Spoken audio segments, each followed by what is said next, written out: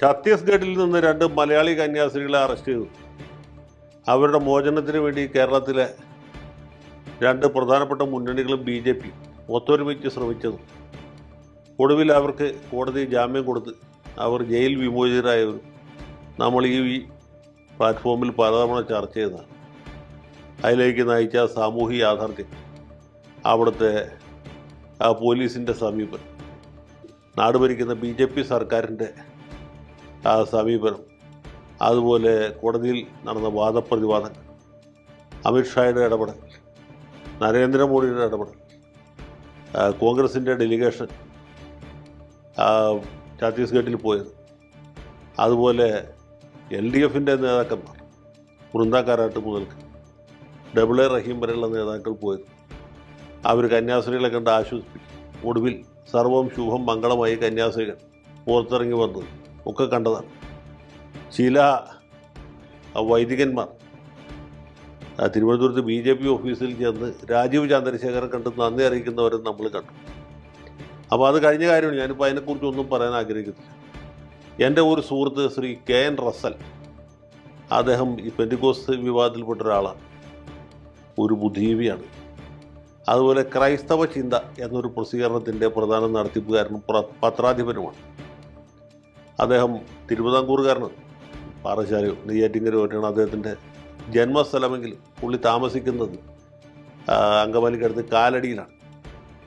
എനിക്ക് വളരെ കാലമായിട്ട് പരിചയമുള്ളൊരു സുഹൃത്താണ്, ആശയവിനിമയമുള്ള ആളാണ്. അദ്ദേഹത്തിൻ്റെ രാഷ്ട്രീയ ആദർശങ്ങളൊക്കെ എനിക്കറിയാം. അദ്ദേഹം ഇടതുപക്ഷത്തോട് ചായ്വുള്ള ആളാണ്. ഇപ്പോൾ ഇടതുപക്ഷത്തോട് അത്ര തന്നെ ചായ്വില്ലാത്തൊരു വ്യക്തിയാണ് എന്ന് ഞാൻ മനസ്സിലാക്കി. അദ്ദേഹം BJPക്ക് തീർച്ചയായിട്ടും എതിരാണ്. പെന്തിക്കോസ്തുകാർ പൊതുവെ BJPക്ക് എതിരാണ്. അതിന് വേറെ കാരണങ്ങളുണ്ട്. ഈ തിരുവല്ലയിലും ചെങ്ങന്നൂരും മാവേലിക്കരൊക്കെ ഒരു കാലത്ത് ഈ ചില ഉപദേശിമാർ ഹിന്ദു ദേവീദേവന്മാരെ ആക്ഷേപിച്ച് പ്രസംഗിക്കുന്ന പരിപാടിയുണ്ട്. അത് കേട്ട് രോഷാകുലരായിട്ട് RSSകാർ ഈ ഉപദേശികളെ പിടിച്ച് ഇടിവെച്ചു കൊടുക്കുന്ന സാഹചര്യമുണ്ട്. അന്ന് DYFIക്കാരാണ്, അതുപോലെ CPMകാരാണ് ഉപദേശികൾക്ക് പിന്തുണയായിട്ട് വന്നു. അവർ ഇടികൊള്ളാതെ രക്ഷപ്പെടുത്തിയിട്ടില്ല.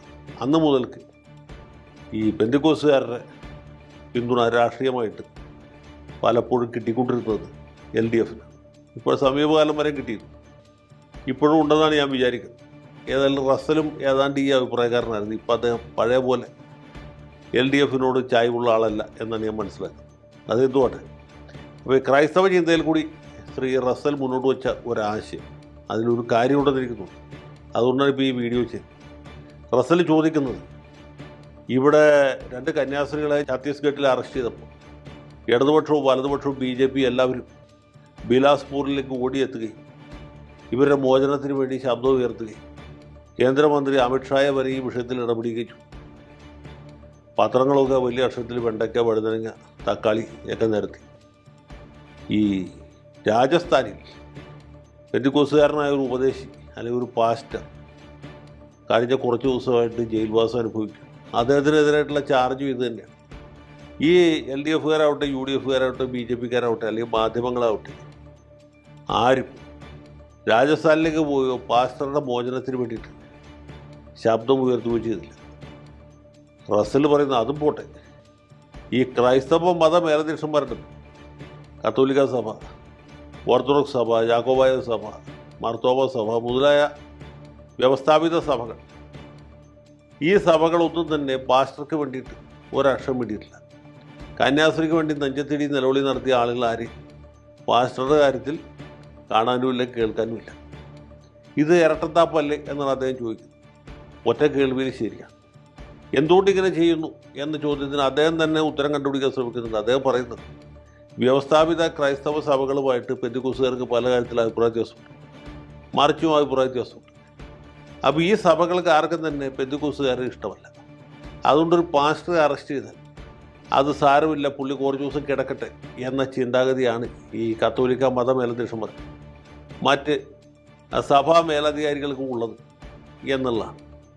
അതിൽ കുറച്ച് ശരിയുടെ ഒരു അംശമുണ്ട് എന്ന് നമുക്ക് വിചാരിക്കാം. കാരണം ഈ വ്യവസ്ഥാപിത സഭകളും പെന്തിക്കോസ്തുകാരും തമ്മിൽ വലിയ അഭിപ്രായ വ്യത്യാസമുണ്ട്. ഇവർ ശരിയായ അർത്ഥത്തിൽ പ്രൊട്ടസ്റ്റൻ്റുകാരാണ്. പെന്തിക്കോസ്ത് എന്ന് പറയുന്നത് ഒറ്റ വിഭാഗമല്ല, നിരവധി വിഭാഗങ്ങൾ ചേർന്നാണ്. പക്ഷേ അടിസ്ഥാനപരമായിട്ട് അവർ ഈ ആചാരാനുഷ്ഠാനങ്ങൾക്ക്, മധ്യസ്ഥ പ്രാർത്ഥനയ്ക്ക്, അമ്പെഴുന്നള്ളിപ്പിന്, അല്ലെങ്കിൽ അതുപോലുള്ള ചടങ്ങുകൾക്ക് പ്രാധാന്യം കൊടുക്കുന്നവരല്ല. അവർക്ക് പുരോഹിതന്മാരില്ല, പൗരോഹിത്യ സഭയല്ല, ഉപദേശികൾ മാത്രമുള്ളൂ. അതിന് ബിഷപ്പുമാരില്ല, അല്ലെങ്കിൽ കർദിനാൾമാരില്ല, മാർപ്പാപ്പയുമില്ല, കുമ്പസാരമില്ല. അവർ കുമ്പസാരിക്കുന്നത് ദൈവത്തോടാണ്.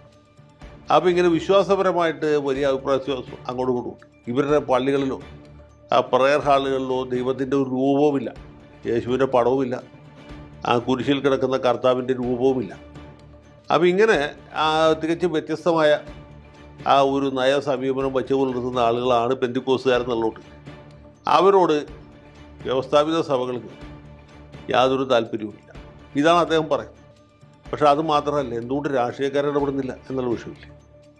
ഒരു പെന്തിക്കോസ്തുകാരനായ ആൻ്റോ ആൻ്റണി ഇടപെട്ടില്ല. ശരിക്കും പെന്തിക്കോസ്തുകാരനായിട്ടുള്ള Malappuram DCC president VS Joy പോലും ഈ രാജസ്ഥാനിൽ തടവിൽ കിടക്കുന്ന പാസ്റ്റർക്ക് വേണ്ടി ശബ്ദം ഉയർത്തിയില്ല. അതെന്തുകൊണ്ടാണ്? അതിൻ്റെ കാരണം എന്ന് വെച്ചാൽ പെന്തിക്കോസ്ത് ഒരു വോട്ട് ബാങ്ക് അല്ല എന്നുള്ളതാണ്. കത്തോലിക്ക സഭയോ ഓർത്തഡോക്സ് സഭയോ യാക്കോബായ സഭയൊക്കെ വോട്ട് ബാങ്കാണ്. അവരുടെ മതമേലധ്യക്ഷന്മാർ പറയുന്നത് കേട്ടിട്ട് അവർ വോട്ട് ചെയ്യും. ഇവിടെ ഇത് വ്യവസ്ഥാപിത സഭയല്ലാത്തതുകൊണ്ട് പല പല ഗ്രൂപ്പുകളാണ്. Church of God, church of Christ, Indian Pentecost, Ceylon Pentecost, brother mission, ഇതെല്ലാം കൂടി ചേർത്ത് നമ്മൾ പൊതുവെ പറയുന്ന പേരാണ് പെന്തിക്കോസ്ത്. അപ്പോൾ ഈ വിഭാഗക്കാരെ സംബന്ധിച്ചുള്ള അവർ തമ്മിൽ ഐക്യമില്ല. സഭയ്ക്കകത്ത് ചെറിയ ചെറിയ ഗ്രൂപ്പാണെങ്കിൽ അതിൻ്റെ അകത്തും അഭിപ്രായ വ്യത്യാസങ്ങൾ, യൂണിറ്റി ഓഫ് കമാൻഡ് ഇല്ല, ഏകാഭിപ്രായക്കാരല്ല. അതിലുപരിയായിട്ട് ഇവർ സംഘടിത ശക്തിയോ സംഘടിത വോട്ട് ബാങ്കോ അല്ല. വോട്ട് ബാങ്കായിരുന്നെങ്കിൽ കാണാമായിരുന്നു. ഇവിടെ നിന്ന് മാർക്സിസ്റ്റുകാരും CPI ക്കാരും കോൺഗ്രസ്സുകാരും BJP-ക്കാരും ലീഗുകാരും എല്ലാവരും കൂടി രാജസ്ഥാനിൽ ചെന്ന് പാസ്റ്ററെ മോചിപ്പിക്കാൻ വേണ്ടി ശ്രമിച്ചാൽ ഇവിടെ പറ്റിയിട്ടുള്ള ഇതാണ്. വോട്ട് ബാങ്കല്ല. കരയുന്ന കുഞ്ഞിനെ പാലുള്ളൊന്നും കേട്ടില്ലേ? മറിച്ചാണ് കരയാത്ത കുഞ്ഞിന് പാലില്ല എന്നുള്ളതാണ് സത്യം. അപ്പോൾ അതുകൊണ്ട് പെന്തിക്കോസ്തുകാരായ പാസ്റ്റർമാർക്ക് വേണ്ടി ശബ്ദം ഉയർത്താൻ, അവർക്ക് നീതി വാങ്ങിക്കൊടുക്കാൻ ഇവിടെ ആരുമില്ല. അവർക്ക് ആർക്കും ഒരു ഉത്തരവാദിത്വവും ഇല്ല. ഇത്രയുള്ള കാര്യം. ഈ കാര്യം KN റസലിന് അറിയാത്തണമെന്ന് എനിക്കറിയില്ല. അത് ദൈവശാസ്ത്രപരമായ അഭിപ്രായ വ്യത്യാസമല്ല, അതിനേക്കാൾ ഉപരിയായിട്ട് ആശയപരമല്ല, ആമാശയപരമാണ് ഈ രാഷ്ട്രീയ പാർട്ടികളുടെ ഭാഗത്തുനിന്നുള്ള ഉദാസീനത എന്ന കാര്യം അല്പം ഒന്ന് ആലോചിച്ചാൽ ആർക്കും മനസ്സിലാവും. അതുകൊണ്ട് പെന്തിക്കോസ്തുകാർക്ക് ചെയ്യാവുന്നതെന്ന് വെച്ചാൽ അവർ സംഘടിതരാകുക, സംഘടന കൊണ്ട് ശക്തരാകുക, വിദ്യ കൊണ്ട് പ്രബുദ്ധരാകുക എന്ന് പറയുന്നത് ഇവർക്ക് ബാധകമാണ്. ഈ വിദ്യ എന്നുള്ളത് നാരായണ ഗുരു ഉദ്ദേശാർത്ഥത്തിലല്ല, വിദ്യ അഭ്യാസം എന്ന അർത്ഥത്തിലാണ്. അപ്പോൾ ആ രീതിയിലുള്ള അഭ്യാസമെല്ലാം ആർജിക്കാത്തിടത്തോളം കാലം പെന്തിക്കോസ്തുകാർക്ക് ഒരു രക്ഷയില്ല. ആ ഒരു വോട്ട് ബാങ്കല്ല, വോട്ട് ബേസല്ല. കൃത്യമായിട്ട് വോട്ട് ഏതെങ്കിലും ഒരു മുന്നണിക്ക് കൊടുക്കുകയോ മാറ്റി കൊടുക്കുകയോ ചെയ്യാൻ മടിക്കാത്തവരാണ് എന്ന് തോന്നലുണ്ടായി കഴിഞ്ഞാൽ തീർച്ചയായിട്ടും രാഷ്ട്രീയ പാർട്ടികൾ നിങ്ങളെ മാനിക്കും, നിങ്ങളെ ബഹുമാനിക്കും. നിങ്ങളുടെ എല്ലാവിധ പ്രവർത്തനങ്ങളിലും അവർ പങ്കുചേരും. അവരുടെ പ്രവർത്തനങ്ങളിലൊക്കെ നിങ്ങളെ ഉൾപ്പെടുത്താൻ, നിങ്ങളെ പങ്കു ചേർക്കാനായിട്ട് പരമാവധി ശ്രമിക്കുകയും ചെയ്യും. യാതൊരു സംശയവും വേണ്ട. സ്തോത്രം.